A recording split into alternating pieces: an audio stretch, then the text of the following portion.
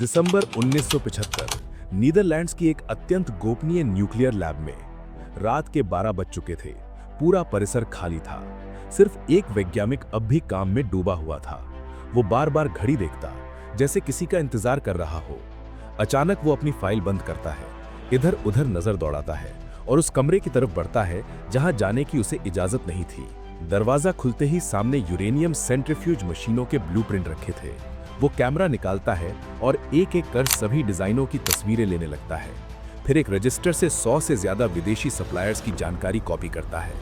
कुछ ही मिनटों में वो सब कुछ वैसे ही रख देता है जैसे किसी ने छुआ ही ना हो, और अंधेरे में गायब हो जाता है। ये आदमी कोई आम वैज्ञानिक नहीं था। वो जानकारी चुरा रहा था जिससे परमाणु बम बनाया जा सकता था, और अगला ठिकाना था पाकिस्तान। 18 मई 1974 राजस्थान के पोखरण में भारत ऑपरेशन स्माइलिंग बुद्धा के तहत अपना पहला परमाणु परीक्षण करता है। पूरी दुनिया चौंक जाती है। इस खबर से सबसे ज्यादा हिलता है पाकिस्तान। उस वक्त के प्रधानमंत्री जुल्फिकार अली भुट्टो एक ऐतिहासिक घोषणा करते हैं, चाहे हमें घास ही क्यों ना खानी पड़े, लेकिन हम भी एटॉमिक बम बनाएंगे। भारत में प्लूटोनियम के रास्ते से बम बनाया था, इसलिए पाकिस्तान भी उसी दिशा में बढ़ना चाहता था। कनाडा की मदद से उनके पास कराची के पास कैनप नाम का न्यूक्लियर रिएक्टर था। योजना थी कि इस्तेमाल हो चुके फ्यूल रॉड से प्लूटोनियम निकालकर एक रीप्रोसेसिंग प्लांट में उसे हथियार योग्य बनाना। फ्रांस की एक कंपनी SGN इस काम के लिए राजी हो जाती है और चश्मा इलाके में प्लांट की तैयारी शुरू होती है। मगर जैसे ही अमेरिका को शक होता है कि पाकिस्तान न्यूक्लियर हथियार बनाएगा, वो दबाव बनाता है। कनाडा रिएक्टर की सप्लाई रोक देता है। फ्रांस डील रद्द कर देता है। एक झटके में पाकिस्तान की पूरी योजना टूट जाती है। लेकिन भुट्टो हार मानने वालों में से नहीं थे। वे देश के वैज्ञानिकों को इकट्ठा करते हैं और बम के डिजाइन, एक्सप्लोसिव लेंस और न्यूट्रॉन ट्रिगर पर रिसर्च शुरू करवा देते हैं। समस्या बस एक थी, बम का दिल यानी फिसाइल मटेरियल अब भी उनके पास नहीं था। दुनिया भर में मदद मांगी जाती है, चीन, नॉर्थ कोरिया, यूरोप, लेकिन कोई रास्ता नहीं निकलता। तभी भुट्टो को यूरोप से एक चिट्ठी मिलती है। चिट्ठी में लिखा था, मैं यूरेनियम को वेपन्स ग्रेड बनाने की तकनीक जानता हूं और पाकिस्तान की मदद करना चाहता हूं। पहले तो भुट्टो को यकीन नहीं होता, एक अकेला आदमी पूरी परमाणु तकनीक कैसे दे सकता है। वो पत्र को नजरअंदाज कर देते हैं। कुछ महीनों बाद वही आदमी इस्लामाबाद आता है। एक गुप्त मुलाकात होती है, फिर वो अचानक गायब हो जाता है। दिसंबर 1975 नीदरलैंड से आई फ्लाइट से एक छोटी मूंछों वाला व्यक्ति उतरता है। उसके हाथ में एक साधारण सा सूटकेस है। बाहर टैक्सी नहीं बल्कि स्टेट गेस्ट व्हीकल लिखा हुआ गाड़ियों का काफिला उसका इंतजार कर रहा होता है। पुलिस अधिकारी उसे सलामी देते हैं और सूटकेस लेने की कोशिश करते हैं। वो मना कर देता है। सूटकेस सीने से लगाकर गाड़ी में बैठ जाता है। कुछ घंटों बाद ये काफिला प्रधानमंत्री आवास में दाखिल होता है। अंदर जुल्फिकार अली भुट्टो उसकी राह देख रहे होते हैं। सूटकेस खुलता है। अंदर होते हैं यूरेनियम सेंट्रीफ्यूज मशीनों के ब्लूप्रिंट, पूरी असेंबली प्रोसेस और करीब 100 विदेशी कंपनियों की सूची जो इन मशीनों के पार्ट सप्लाई करती थी। भुट्टो की आंखों में चमक आ जाती है। यही था वो आदमी जिसने चिट्ठी लिखी थी। उसका नाम था डॉक्टर अब्दुल कादिर खान। यहीं से शुरू होती है पाकिस्तान की परमाणु यात्रा का सबसे खतरनाक अध्याय, और इसी के साथ होगी भारत की खुफिया एजेंसी रॉ की एंट्री, जो इस सपने को तोड़ने के लिए हर हद पार करने वाली थी। अब कहानी वापस चलती है उस आदमी की ओर जिसने भुट्टो के हाथ में न्यूक्लियर बम की चाबी थमा दी थी, डॉक्टर अब्दुल कादिर खान। खान पाकिस्तान से फिजिक्स में पढ़ाई करके यूरोप पहुंचा था। जर्मनी से मास्टर्स, बेल्जियम से PhD और फिर नीदरलैंड्स की एक हाई सिक्योरिटी रिसर्च लैब में नौकरी। ये लैब यूरेनको नाम की इंटरनेशनल कंपनी के लिए काम करती थी, जहां सेंट्रीफ्यूज मशीनों से यूरेनियम को वेपन्स ग्रेड बनाया जाता था। शुरुआत में खान को सिर्फ मेटल टेस्टिंग का काम मिला, लेकिन 1974 में जब भारत ने पोखरण में परमाणु परीक्षण किया, उसी दिन उसके अंदर कुछ बदल गया। उसने तय कर लिया, अब वो सिर्फ वैज्ञानिक नहीं बल्कि मिशन पर निकला हुआ जासूस है।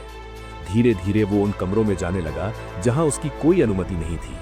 ब्लूप्रिंट्स की फोटोकॉपी, सेंट्रीफ्यूज के rotor, vacuum system, control unit, हर चीज की जानकारी उसने अपने दिमाग और कैमरे में कैद कर ली। यहाँ तक कि उसने विदेशी कंपनियों की पूरी लिस्ट भी चुरा ली जो इन मशीनों के छोटे छोटे पार्ट सप्लाई करती थी। जब डच इंटेलिजेंस को शक हुआ, तब तक बहुत देर हो चुकी थी। गिरफ्तारी से कुछ दिन पहले ही खान सब कुछ समेटकर पाकिस्तान भाग चुका था। अब पाकिस्तान के पास डिजाइन तो थे, लेकिन मशीनें नहीं, सीधे सेंट्रीफ्यूज इंपोर्ट करना नामुमकिन था। अमेरिका की नज़र हर मूव पर थी। यहीं से शुरू होता है इतिहास का सबसे बड़ा न्यूक्लियर स्मगलिंग नेटवर्क। खान को एक बात समझ आ गई थी, सेंट्रीफ्यूज के पार्ट्स मेडिकल और इंडस्ट्रियल इक्विपमेंट में भी इस्तेमाल होते हैं। अगर पूरे सिस्टम की जगह छोटे छोटे पार्ट्स अलग अलग नाम से मंगवाए जाएं तो किसी को शक नहीं होगा। आईएसआई की मदद से उसने दुनिया भर में फेक कंपनियों का जाल बिछा दिया। खान खुद सामने नहीं आता।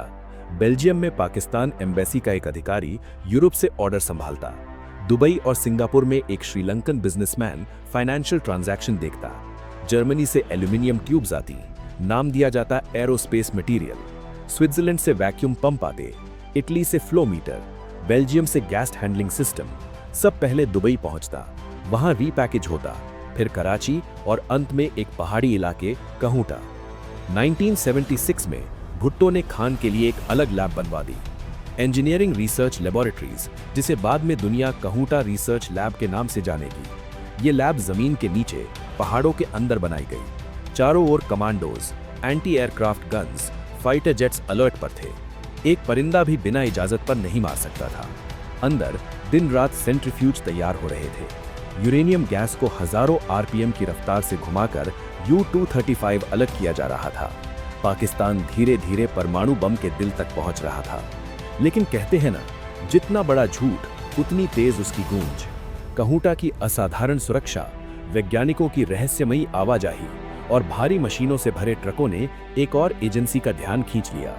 रॉ को अब शक नहीं, यकीन होने लगा था कि पाकिस्तान कुछ बहुत बड़ा छुपा रहा है, और इस रहस्य को खोलने के लिए उन्हें एक ऐसा सबूत चाहिए था जो बिना अंदर घुसे सच साबित कर दे। यहीं से शुरू होता है इतिहास का सबसे चौंकाने वाला जासूसी ऑपरेशन। कहूटा लैब बाहर से एक किले की तरह थी। पाकिस्तानी आर्मी के commando, tank, anti aircraft gun और हर पल आसमान में गश्त करते फाइटर जेट। अंदर घुसना तो दूर, पास जाना भी मौत को दावत देने जैसा था। लेकिन खुफिया दुनिया में एक नियम होता है, दीवार कितनी भी ऊंची क्यों ना हो, इंसान की एक छोटी सी गलती ही काफी होती है। रॉ के एजेंट्स को एक अजीब पैटर्न दिखा। कहूटा के वैज्ञानिक हर हफ्ते एक छोटे से कस्बे में बाल कटवाने आते। भारी सुरक्षा, महंगी गाड़ियां और एक मामूली सी नाई की दुकान। पहले किसी ने ध्यान नहीं दिया, लेकिन फिर एजेंट्स ने ट्रकों पर लिखा देखा, वैक्यूम इंडस्ट्रियल इक्विपमेंट। ये वही मशीनें थी जो यूरेनियम सेंट्रीफ्यूज में इस्तेमाल होती हैं। शक अब यकीन में बदलने लगा। दिल्ली में डीआरडीओ से सलाह ली गई। वैज्ञानिकों ने बताया, न्यूक्लियर फैसिलिटी में काम करने वालों के बालों में रेडिएशन जमा हो जाता है। अगर उनके बाल मिल जाएं तो सबूत मिल सकता है। मगर सवाल था, इतनी सुरक्षा में बाल चुराए कैसे जाएं? एक दिन वही नाई की दुकान, दो एजेंट अंदर शेव कराने बैठते हैं, तीसरा बाहर से चाय लेकर आने वाले के पीछे पीछे आता है। अचानक जानबूझकर धक्का, चाय गिरती है, झगड़ा शुरू होता है। नाई चिल्लाता है, ग्राहक गुस्सा करता है, और उसी अफरा तफरी में एक एजेंट फर्श पर गिरे वैज्ञानिक के बाल चुपचाप एक लिफाफे में डाल लेता है। कुछ मिनट बाद सब सामान्य। कोई नहीं जानता कि उस दुकान से इतिहास का सबसे खतरनाक सबूत निकल चुका है। वे बाल डिप्लोमेटिक पाउच से दिल्ली पहुंचते हैं। टेस्ट होता है, रिपोर्ट साफ थी। टेस्ट में उसके बालों से भारी रेडियम मिलता है। इसका मतलब सिर्फ एक था, कहूटा में यूरेनियम एनरिचमेंट चल रहा है। पाकिस्तान परमाणु बम के आखिरी सीढ़ी पर खड़ा था। रॉ यही नहीं रुकी, अब लक्ष्य था कहूटा का ब्लूप्रिंट। 1978 में एक पाकिस्तानी वैज्ञानिक $10,000 के बदले पूरा लेआउट देने को तैयार था, मगर इस सौदे के लिए प्रधानमंत्री की अनुमति चाहिए थी। तब भारत के प्रधानमंत्री थे मोरारजी देसाई। रॉ ने फाइल रखी, मोरारजी ने सुना और मना कर दिया।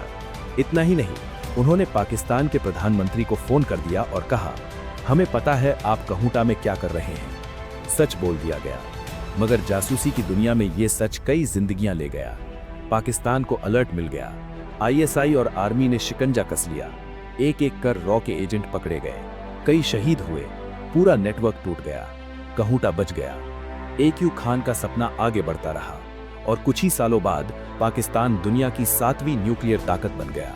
लेकिन इतिहास ये भी याद रखेगा कि एक छोटे से सैलून में पड़े कुछ बालों ने दुनिया को ये सच्चाई दिखा दी थी कि पहाड़ों के नीचे क्या पक रहा है, और ये भी कि राजनीति ने भले ही चुप्पी साध ली हो, लेकिन देश के लिए जान देने वाले रॉ के उन गुमनाम सिपाहियों ने अपना फर्ज आखिरी सांस तक निभाया। रॉ के एजेंटों के लिए लाइक करके ही जाना, और अमेरिकी सेना ने पाकिस्तान में घुसकर ओसामा बिन लादेन को कैसे मारा, देखने के लिए इस वीडियो को जरूर देखें।